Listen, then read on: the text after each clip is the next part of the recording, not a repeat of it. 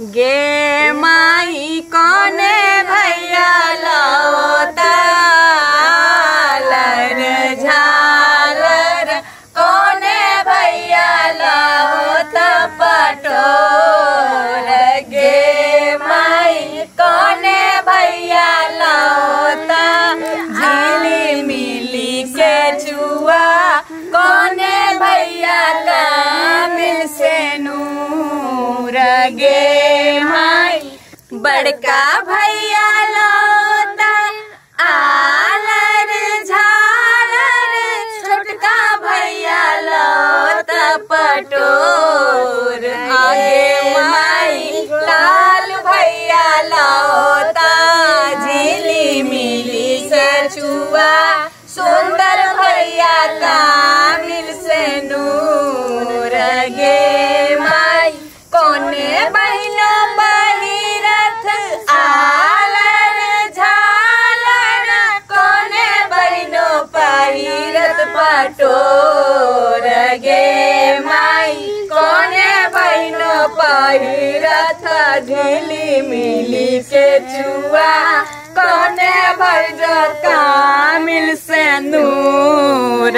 गे माई कौशल्या बहिनो पहिरथिया लरी झालर रश्मि बहिनो पहिरथ पटोर।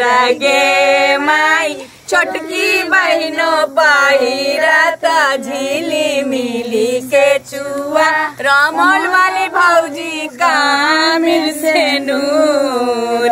आगे माई रामोल वाली भौजी झालाकट से नूर। गे माई शाम चको अबिया है जोतला खेत में बसिया है सब रंग पटिया वो छलिया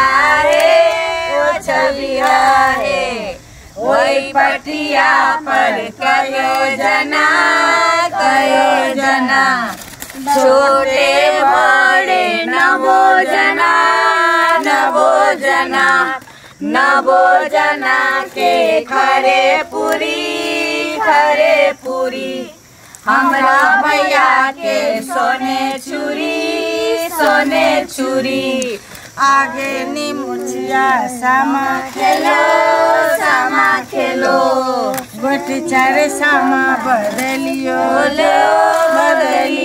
लो धान भैया कोठी धान चुगला कोठी घुसा भैया मुख पान चुगला मुख दादरी।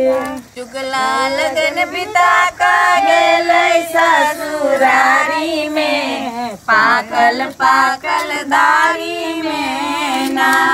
चुगला लगन पिता का गेल ससुरारी में पाकल दारी में।